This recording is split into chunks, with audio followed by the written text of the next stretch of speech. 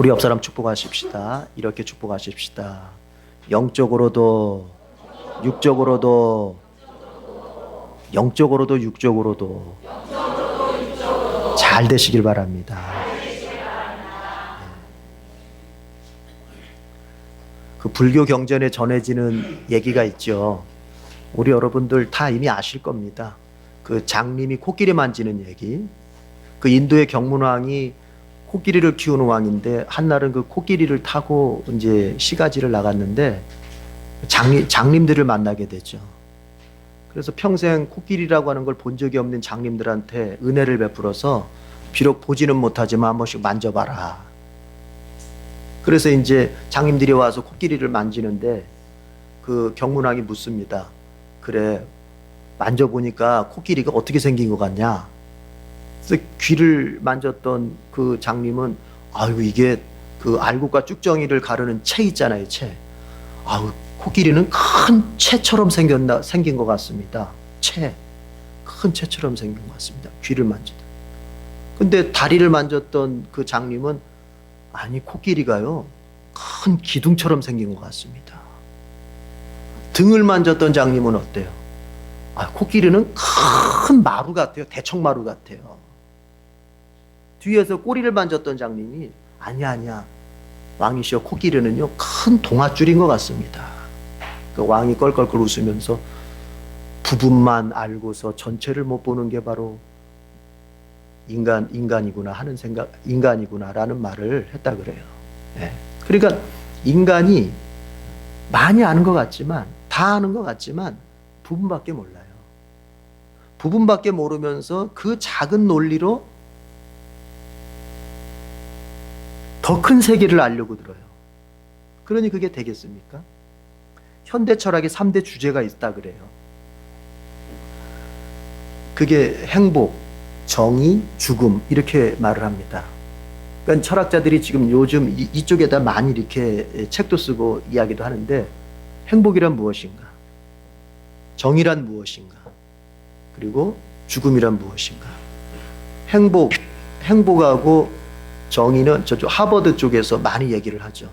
이 죽음 쪽에 대한 얘기가 그 예일 대학교에서 많이 그 되어지는 얘기인데, 셀리 케이건이라고 하는 교수가 이쪽에 아마 권위자인 것 같아요. 그분이 이런 얘기합니다. 과연 인간에게 사후세계라는 것이 있는 것인가? 인간에게 죽음 후의 세상이라는 것이 있는 것인가?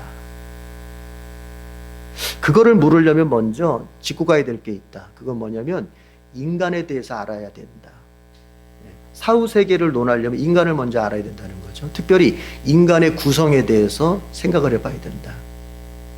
그러면서 얘기를 합니다. 보통 철학에서 인간의 구성에 대해서 두 가지 정도를 얘기하는 것 같아요. 하나는 뭐냐면은 이원론이에요. 이원론. 이원론이라는 걸 쉽게 말씀드릴게요. 그것은 인간은 어떻게 구성되어 있냐면은 육체와 영혼으로 구성되어 있다고 보는 거예요. 그러니까 육체도 있고, 물질적인 요소 육체도 있고, 비물질적인 요소 영혼도 있다고 보는 거예요. 그래서 죽음이라고 하는 것은 결국 이 육체와 영혼의 분리. 더 조금 자세하게 얘기한다면은 영혼이 육체 속에 갇혀서 꼼짝달싹 못하고 조금 부자연스럽게 살았는데, 죽음이라고 하는 것은 바로 이 영혼의 육체로부터의 해방이라고 보는 거죠. 이렇게 보는 사람들이 있다.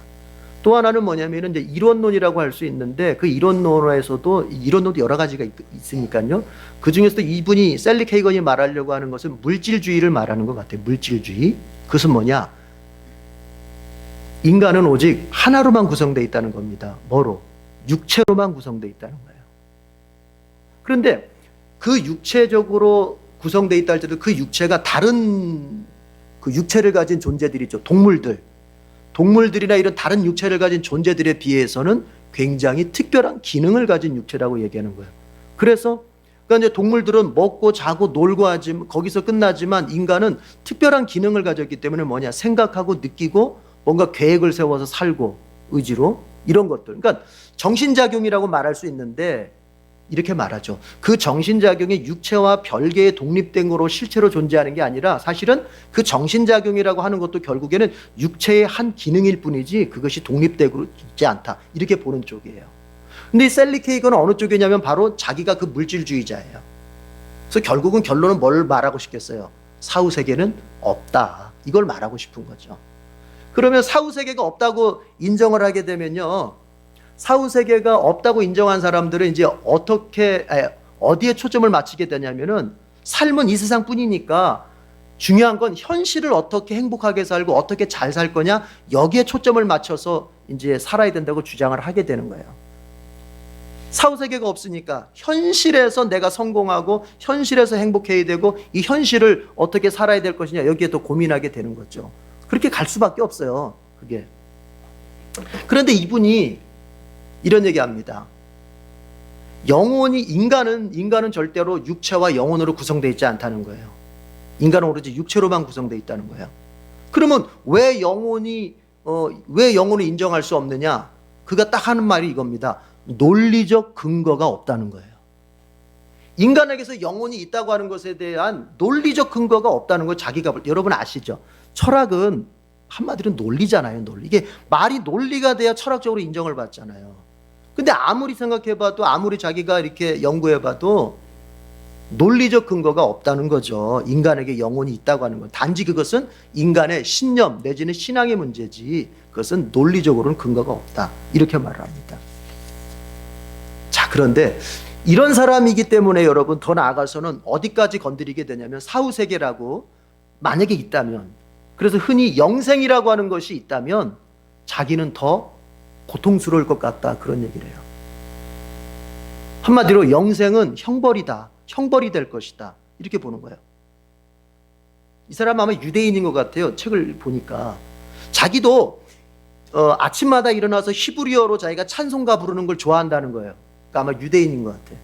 근데 히브리어로 찬송가 부르는 걸 좋아하는데 그걸 갖다가 100년 동안 그걸 하라고 하고 1000년 동안 그걸 하라고 하고 10,000년 동안 그것만 하라 그러면은 자기는 아마 너무 지루하고 자기는 고통스러울 거다. 아무리 내가 좋아하는 거라도 1000년 만년을 그것만 하면서 살라고 하면 그걸 뭘 빗댔을까요? 그 기독교의 이제 얘기를 빗댄 거죠. 천국 가서 하나님 예배하고 찬송하고 이런 거 한다니까 1000년 만년을 그것만 하면서 살다면은 나한테는 그것은 너무 큰 지루함이고 그것은 너무 큰 고통이 될 것이다, 이런 얘기했죠. 자, 여러분 보십시다. 이분이 지금 뭘 잘 모르고 있는 거예요? 왜 영생을 형벌이라고 생각해요? 왜 영생이 지루할 거라고 생각해요? 왜 영생이 지루함이라고 생각할까? 제가 가만히 생각해 봅니다. 이런 거예요. 현재의 우리 몸으로는요, 현재의 우리 정신으로는요, 하나님과 관련된 것들이 다 지루하게 느껴지게 됩니다. 중생하지 못한 사람은. 이걸 아셔야 돼요. 성령으로 그 영혼이, 존재가 중생하지 못한 사람은 하나님과 관련된 영적인 것들이 지루하기 짝이 없어요. 그래서 영적인 얘기 들으면 졸려요. 지루하니까. 아유, 재미가 하나도 없어. 그런데 똑같이 보세요. 이렇게 막 질렸던 사람 앞에요, 가만히 세상 얘기해 보세요. 눈이 번쩍 떠집니다. 막 돈 버는 얘기하고, 특별히 젊은 사람들 같은 경우는 막 연애 얘기하고 그러면 눈이 번쩍 떠집니다. 왜요? 내 관심사가 아니거든. 내 관심사가 아니니까 지루한 것이고, 내 관심사니까 내가 더 끌리는 것이니까 이게 정신이 번쩍 뜨는 거거든요. 그러니까 이 셀리 케이건이 놓치는 건 뭐냐면은, 영생이 왜 지루할 거라고 자기가 생각할 수밖에 없냐면은, 자기가 지금 죄성에 물든 이 몸을 가지고서 하나님의 것을 생각하니까 지루할 거라고 생각이 들 수밖에 없는 거예요. 그러나 중생한 몸, 더 나아가서 오늘 부활인데, 부활의 몸을 입으면요, 부활의 몸의 핵심은 뭡니까? 하나님과 관련해서 전혀 거부감이 없는 몸이에요. 부활의 몸을 입는다고 하는 것은, 이 부활의 몸을 신령한 몸이라고 하는데, 성경은 왜 신령한 몸입니까? 하나님과 관련돼서 요만큼이라도 거부감이 없어요. 그러나 지금의 우리의 몸은 어떻습니까? 우리의 지금의 몸은, 심지어 예수 믿는다고 하는 교인들조차도 어떻습니까? 한편으로는 하나님을 좋아하기도 하지만 한편으로는 어떻습니까? 세상의 죄의 즐거움, 세상에 있는 어떤 문화의 즐거움, 이런 것에 더 딸려간단 말이에요. 그러니까 그런 몸을 가진 상태에서 영생을 생각하고 영생을 갖다가 내가 쭉 철학적으로 논리적으로 따라가 보니까 아이고, 지루할 수밖에 없어. 뭘 놓치고 있죠? 영생을 살 때 우리는 부활의 몸을 입는다는 걸 놓치는 거예요. 그 부활의 몸의 핵심은 뭐라고요? 하나님께 대해서 전혀 거부감이 없어요. 눈꽃만큼도 거부감이, 오히려 하나님의 것을 즐거워하고. 여러분 경험하지 않습니까? 여러분이 예수 믿기 전, 정말 중생하기 전에는 어땠을까요? 어땠죠? 세상의 것들만 좋아했어요. 세상의 것들만 재밌었어요. 세상의 것들, 세상의 문화들 속에서 노는 것이, 지내는 것이 재밌었어요. 그러나 여러분이 예수님을 만나고 나서 예수님을 정말로 믿는 신자가 딱 되었을 순간부터 어떻습니까? 세상의 문화라고 하는 것들이, 세상의 죄악된 문화라고 하는 것들이 꺼려지게 되는 거죠.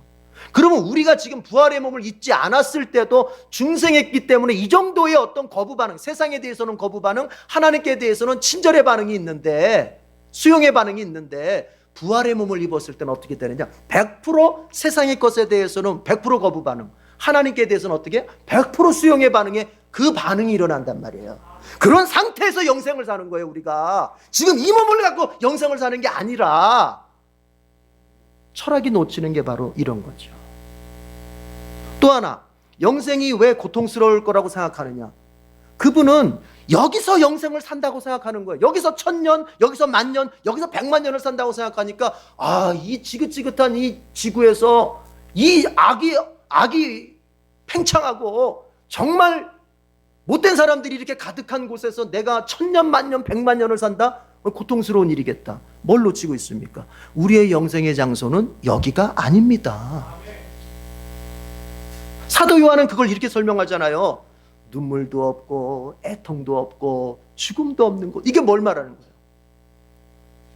우리가 영생을 누리는 장소는 전혀 지금 우리가 살고 있는 이 세상과는 너무나, 이걸 어떻게 비교를 해야 되겠습니까? 이건 도대체가 비교가 될 수 없는 새로운 장소에서의 영생이란 말이에요.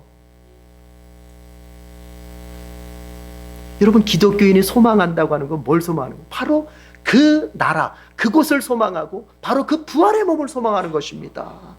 그러면서 오늘을 견디고 오늘을 살아가는 거예요. 놓치면 안 돼요, 신앙의 본질을.